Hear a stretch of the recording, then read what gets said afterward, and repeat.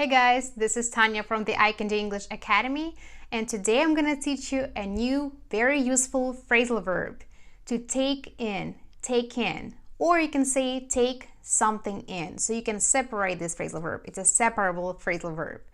So the first meaning of this phrasal verb is to understand or remember new facts or information. Another word for it would be absorb. Absorb new facts or information. If I take in too much bad news, I begin to shut down. For example, halfway through the chapter, I realized I hadn't taken anything in. I know it's a lot to take in, so let me know if you have any questions. So another very common meaning of this phrasal verb is to accept something as real or true. So maybe you're thinking, wow, this is a lot to take in. It's all pretty crazy, but you're also intrigued. For example, sometimes bad news is hard to take in, so we need some time to accept the reality. She still hasn't really taken in her father's death.